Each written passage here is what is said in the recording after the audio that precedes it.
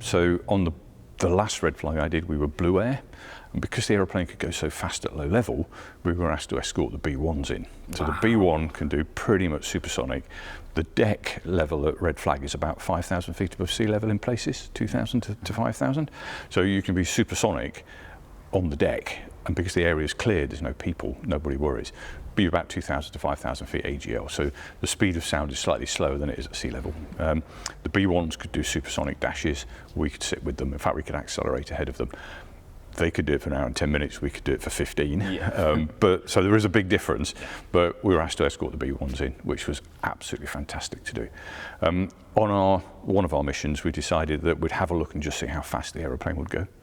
So we arranged, the excuse was that we wanted to escort the B-1s and see how fast we could get ahead of them if needed, but it was really just to see how fast you could go on the deck at 250 feet. Foreship, line abreast, onto the deck, well supersonic, about 1.2 Mach. Would you be clean at this point though? Clean with just simulated weapons. Yeah. Absolutely fantastic to do, and the aeroplane was really moving.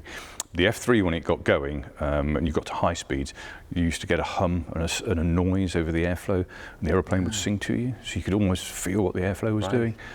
Really, really great to do. So we did a high-speed run across the range at low level, which was just great. On landing, we all got arrested. And we all got arrested because somewhere on that road there was somebody in a Winnebago, and the claim was that we'd actually blown him off the road with the shockwaves.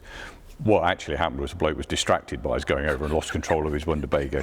But when we actually saw the pictures of it, which was sent down a few days later from the traffic police up in the range area, this literally was all that was left of his Winnebago, was a chassis with a steering wheel and a seat in the middle of the desert. And you didn't even see him? Didn't even see him, no. But he had obviously got distracted by us, lost it on the edge of the road and rolled his vehicle over. So sometimes it was great to do.